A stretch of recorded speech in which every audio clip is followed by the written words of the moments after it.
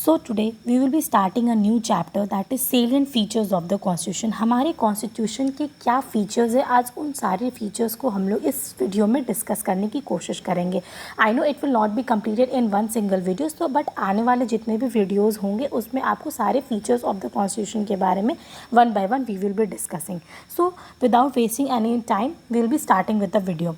कि फ़ीचर्स आखिरकार हैं क्या हमारे कॉन्स्टिट्यूशन के. अब ये फ़ीचर्स कॉन्स्टिट्यूशन से क्या पता चलता है, ये हमें ये बताता है कि हमारा कॉन्स्टिट्यूशन एक्चुअली में कैसा है, उसमें क्या चीज़ें हैं, उससे हमें क्या राइट्स मिलते हैं, उससे हमें क्या क्या हमारे गवर्नमेंट को राइट्स मिलते हैं, हमारे किस फॉर्म ऑफ गवर्नमेंट है, किस टाइप की हमारी गवर्नेंस होगी, वो सारी चीज़ें हमें कॉन्स्टिट्यूशन से डिराइव होती हैं.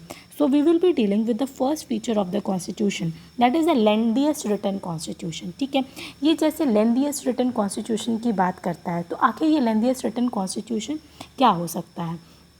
So firstly I would like to tell you all that written constitutions are basically of two types. Constitution is basically of two types, that is a written constitution and an unwritten constitution. जो एक written होता है, एक unwritten constitution. और written constitution में किसके constitution आ जाएगा, USA का constitution आ जाएगा, इंडिया का constitution आ जाएगा. unwritten constitution में किसका constitution आ जाएगा, ब्रिटिशर्स का constitution आ जाएगा. ठीक है, क्योंकि वहाँ पे कुछ भी ऐसा written format में नहीं होता. ठीक है, अब इसे lengthiest constitution क्यों बोला जाता है. lengthiest इसे इसलिए बोला जाता है क्योंकि ये सबसे वर्ल्ड में सबसे लेंथीएस्ट है. इतना बड़ा कॉन्स्टिट्यूशन किसी भी कंट्री का नहीं होता है. हमारे कॉन्स्टिट्यूशन में टोटल 395 आर्टिकल्स हैं. ठीक है, एंड वो जो 395 आर्टिकल्स हैं जो कि डिवाइडेड हैं टोटल 22 पार्ट्स में. ठीक है, 22 पार्ट्स में. और ये जो 395 आर्टिकल्स हैं और 8 शेड्यूल था. इनिशियली वो 8 शेड्यूल था, बाद में ये जो 395 आर्टिकल्स थे वो बदल करके बढ़ते बढ़ते 470 आर्टिकल्स हो गए, एंड ये शेड्यूल बढ़ करके हो गया 12 शेड्यूल्स हो गए. ठीक है, this much is clear to you all. हमारे यहाँ कॉन्स्टिट्यूशन में वेरियस टाइप्स ऑफ अमेंडमेंट्स हुए, बहुत टाइप के अमेंडमेंट हुए. सबसे पहला amendment that was the first amendment act जो कि 1951 इटसेल्फ में हुआ था, एंड जिससे 9th शेड्यूल को ऐड किया गया था. 9th schedule that is the land reform. And how you should learn the schedules, I'll be telling you that you need to remember it, the schedules, क्योंकि schedules are very important. So I will be just giving you a simple mnemonics for learning the schedule, that is TEARS, tiers of old PM. Okay, T is territory, E is emoluments, A is affirmation, oath and affirmation, R is Rajya Sabha. Okay, S is the scheduled areas, O is other areas, F is the federal list, that is the union list, the state list and the concurrent list, O is the official language, L is the land reform, D is the defection, P is panchayats and M is municipality. So by this you will be learning it. This is the mnemonics of learning the schedule, that is tiers of old PM. Okay. But अगर हमारे constitution इतना बड़ा constitution, इतना lengthiest constitution है, तो आखिर क्या इसके एक ऐसे फैक्टर्स है जिस वजह से हमारा कॉन्स्टिट्यूशन इतना बड़ा कॉन्स्टिट्यूशन बन गया. सबसे बड़ा फैक्टर यहाँ के जोग्राफिकल फैक्टर्स. हमारी कंट्री इतनी डाइवर्स है, इतनी इसकी वास्टनेस है कि each and every nook and corner of the country को हमें कंसिडर करना है, जिस वजह से हर प्रोविजंस को डाला गया हमारे कॉन्स्टिट्यूशन में. हमारे कुछ हिस्टोरिकल फैक्टर्स थे, जैसे कि गवर्नमेंट ऑफ इंडिया एक्ट 1935, जिसका बहुत ज़्यादा इन्फ्लुएंस है हमारे कॉन्स्टिट्यूशन पे. वो बहुत बल्कि एक्ट था जिसकी वजह से हमारा कॉन्स्टिट्यूशन का इतना बड़ा साइज हुआ, and that is the lengthiest written constitution.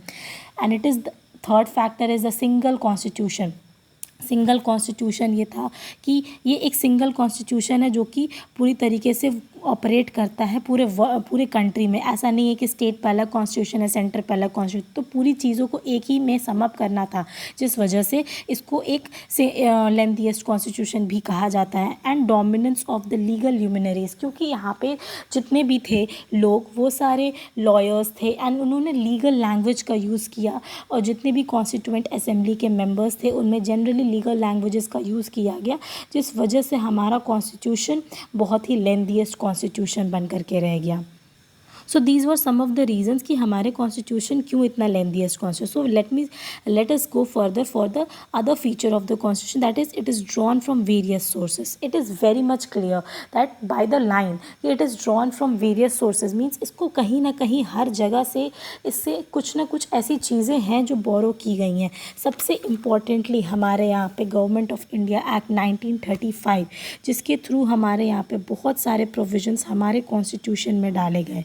The most important is government of India act 1935 and इसीलिए ये चीज़ बोला जाता है कि ब्रिटिशर्स की कुछ लेगेसी जिसको गवर्नमेंट ऑफ इंडिया एक्ट 1935 के थ्रू बहुत सारी चीज़ें हमारे यहाँ पे ली गई. एंड इसीलिए बोला जाता है कि बहुत सारे ब्रिटिशर्स की लेगेसी जो होती है ना वो हम लोग आज भी कंटिन्यू करते हुए जा रहे हैं. एंड ना कि सिर्फ ब्रिटिशर्स की लेगेसी को कंटिन्यू कर रहे हैं बट कि हम बहुत दूसरे कंट्रीज से भी हम लोगों ने बहुत सारी चीज़ें ली हैं. बहुत सारे दूसरे जो प्रोविजंस हैं वो दूसरे कंट्रीज से लिया गया है जैसे कि रशिया से, फ्रांस से, जर्मनी से, ऑस्ट्रेलिया से, कनाडा से. हमारे कॉन्स्टिट्यूशन को प्रिपेयर करने के टाइम पे हमारे जो कॉन्स्टिट्यूशन मेकर्स थे उन्होंने बहुत सारे कॉन्स्टिट्यूशंस को पढ़ा. पूरे वर्ल्ड के जितने कॉन्स्टिट्यूशन थे उनको पढ़ा एंड देन हमारा कॉन्स्टिट्यूशन को फ्रेम किया गया. सो सारे जगह के कुछ कुछ एग्जाम्पल्स कुछ ऐसी ऐसी चीज़ें ली गई जिससे कि आज हमारा कॉन्स्टिट्यूशन इतना बल्कि एंड इतना लेंथीएस्ट फॉर्म लिया कॉन्स्टिट्यूशन का. If I am saying that it is drawn from various sources, so what type of sources, from where it has been brought. तो what the philosophical part of our constitution, जितने भी philosophical part है हमारे constitution के जैसे कि fundamental rights हो गया, DPSP हो गया, वो सारे कहाँ से इंस्पिरेशन लेते हैं? वो सारे अमेरिकन या आयरिश कॉन्स्टिट्यूशन से इंस्पिरेशन लेते हैं. And the political part of the constitution, the political part क्या हो गया हमारे कॉन्स्टिट्यूशन का? That is the principle of the cabinet government and the relation between the executive और एंड द लेजिस्लेचर. तो ये सारी चीज़ें कहाँ से ली गई हैं? तो they are taken from the British constitution. तो ऐसे बहुत सारे प्रोविजंस हैं जो डिफरेंट जगह से लिया गया है एंड इस वजह से इसे बोला जाता है कि it is drawn from various sources. So now we will be moving upon the third feature of our constitution, that is our constitution is a blend of rigidity and flexibility. किसी country के कुछ constitutions ऐसे होते हैं जो कि वो constitution बन गया तो उसमें कुछ भी चेंजेस नहीं आता, बट हमारे कॉन्स्टिट्यूशन में ऐसा नहीं है कि हम लोग चेंज कर नहीं सकते हैं, ऐसा नहीं है कि बहुत ईजीली वो चीज़ चेंज हो जाती है. तो क्यों इसे बोला जाता है it is a blend of rigidity and flexibility? सबसे पहले हम लोग ये चीज़ बात करेंगे कि इसे रिजिड क्यों कॉन्स्टिट्यूशन. रिजिड का मतलब क्या होता है? रिजिड मतलब ये होता कि आप इस कॉन्स्टिट्यूशन में ऐसे कोई भी प्रोविज़न नहीं है स्पेशल प्रोसीजर अमेंडमेंट का. ठीक है, रिजिड का मतलब होता है नो प्रोविज़न फॉर अमेंडमेंट. ठीक है, no provision for amendment. Okay, but जो फ्लेक्सिबल कॉन्स्टिट्यूशन होता है कि उसमें अमेंडमेंट हो सकता है, फ्लेक्सिबल. ठीक है, उसमें क्या होता है कि उसमें अमेंडमेंट बहुत अच्छे से हो सकता है, अमेंडमेंट इज़ पॉसिबल. ठीक है, तो हमारे कॉन्स्टिट्यूशन में बहुत इजीली अमेंडमेंट भी नहीं होता है एंड बहुत ऐसा नहीं है कि हमारे यहाँ अमेंडमेंट हो नहीं सकता है. ठीक है, जैसे कि अगर रिजिड कॉन्स्टिट्यूशन का एक एग्जांपल की अगर हम बात करें तो हमारे यहाँ पे रिजिड हमारे वर्ल्ड में यूएसए के कॉन्स्टिट्यूशन को बहुत ही रिजिड कॉन्स्टिट्यूशन बोला जाता है. एंड अगर फ्लेक्सिबल कॉन्स्टिट्यूशन की बात करें तो वो है ब्रिटिशर्स का कॉन्स्टिट्यूशन, क्योंकि वो अनरिटन कॉन्स्टिट्यूशन, उसको कभी भी चेंजेस किया जा सकता है. और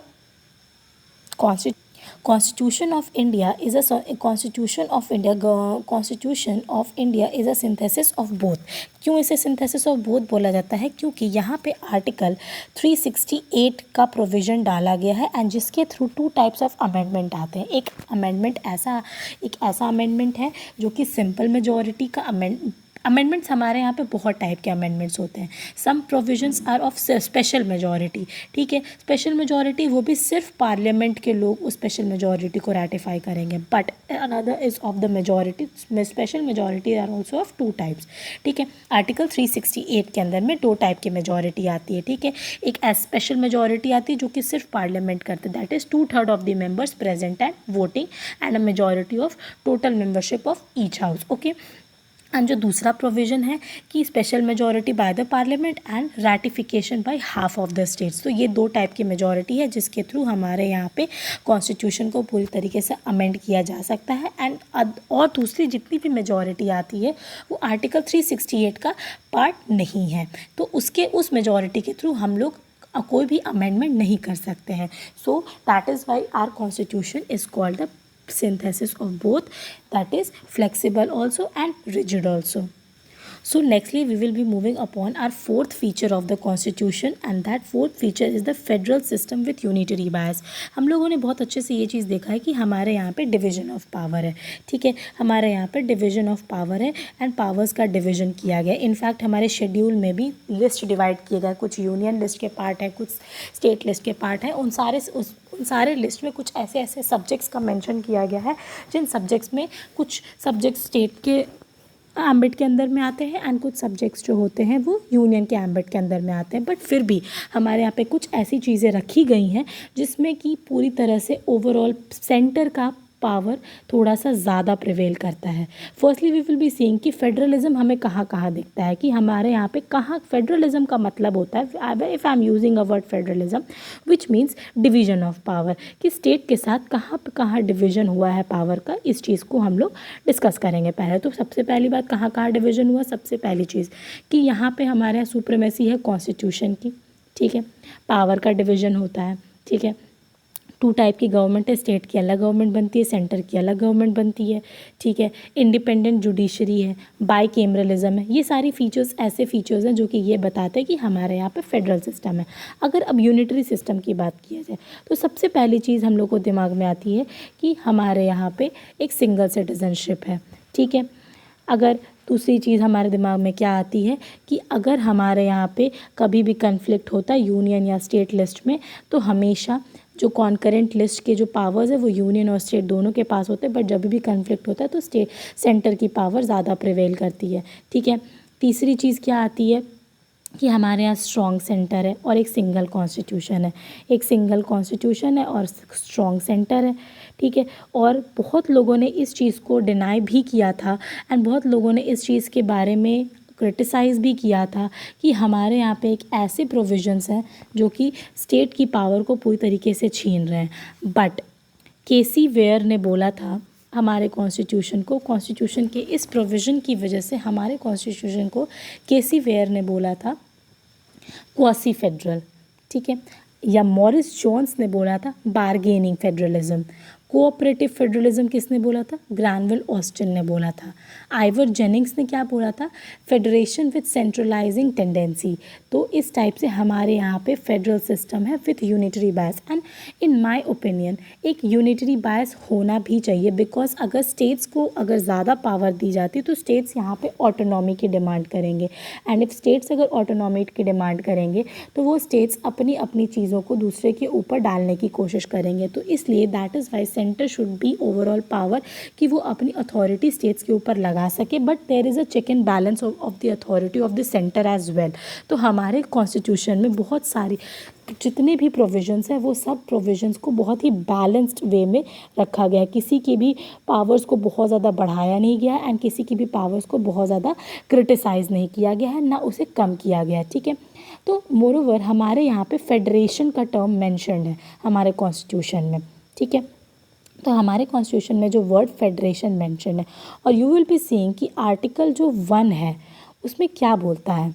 describes that India is a union of states, which implies one thing, that federation is not the result of an agreement of the state, and two, no state has the right to secede from the federation. तो हमारे यहाँ पे एक संघ है, union है, संघ है, मतलब कि एक अग्रीमेंट के थ्रू हम लोग नहीं बंधे हुए हैं और हमारे यहाँ से कोई भी स्टेट अलग नहीं हो सकता है. आर्टिकल 1 हमें पूरी तरीके से ये चीज़ बताता है कि हमारे यहाँ पे यूनियन ऑफ स्टेट है, मतलब हमारे यहाँ पे राज्यों का एक संघ है, एक दूसरे के साथ ऐसा कोई भी अग्रीमेंट नहीं है.